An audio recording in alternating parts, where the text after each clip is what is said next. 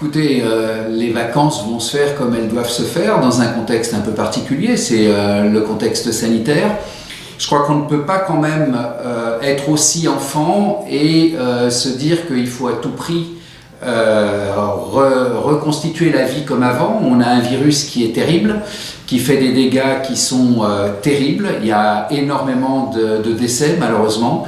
Et je pense qu'il faut savoir, soit on veut faire du business à tout prix, soit on veut faire quelque chose de raisonnable. Et nous, dans notre Haute-Savoie, au pays du Mont-Blanc, on a des stations qui offrent bien plus de choses qu'on peut l'imaginer. Et autour du ski, il y a plein d'activités.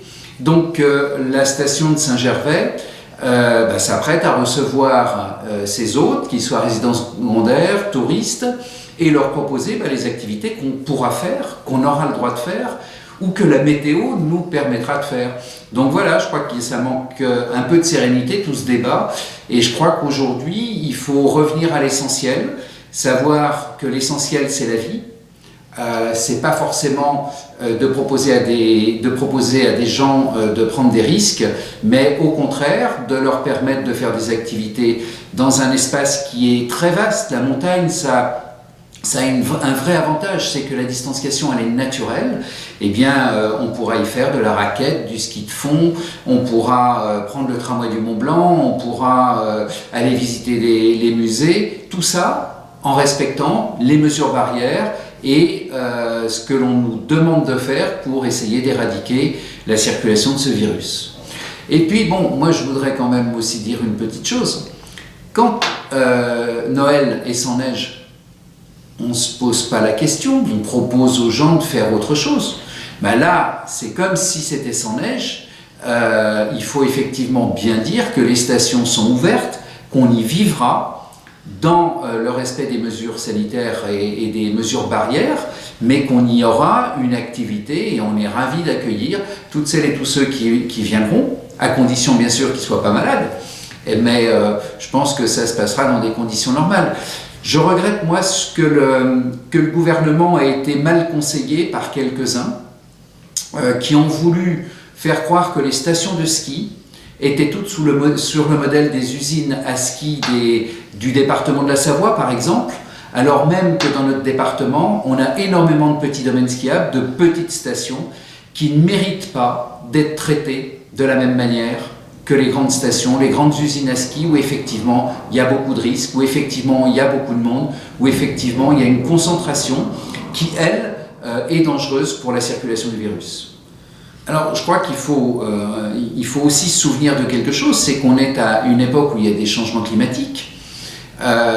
Et bizarrement, les gens aujourd'hui pensent que la neige va revenir comme elle était présente il y a des décennies.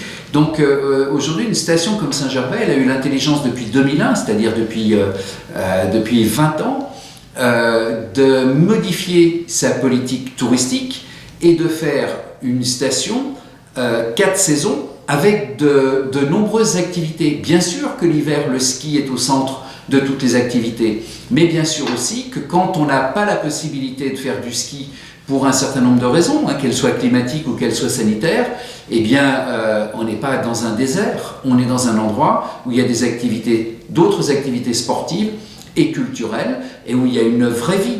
Aujourd'hui, cette année, la différence, ce sera effectivement les restaurants et les bars qui seront fermés. Ok, mais les restaurants, ils vont faire de la vente à emporter. Les gens, au lieu de manger dans le restaurant, ils iront manger chez eux. Et je les invite vraiment à aller faire comme s'ils étaient au restaurant, mais d'être traités en VIP, c'est-à-dire d'être servis chez eux.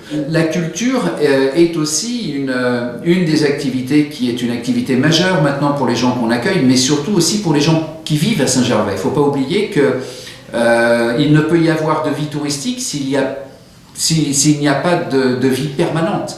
Donc on a beaucoup développé effectivement tout notre patrimoine culturel, cultuel, on a développé l'art contemporain et il y a beaucoup de choses à faire. On a notre parking qui est magnifique et dont les murs ont été revêtus de décors qui sont magiques. On a la piscine qui reçoit le même type de décor. On a des façades qui sont décorées. On a la maison forte de Haute-Tour. On a le musée d'art sacré. On a 2 églises baroques. On a des chapelles baroques. On a plein de choses qui peuvent intéresser les petits, les grands, et qui peuvent faire qu'une journée à Saint-Gervais n'est toujours pas assez longue pour y faire tout ce qu'on a envie de faire en vacances.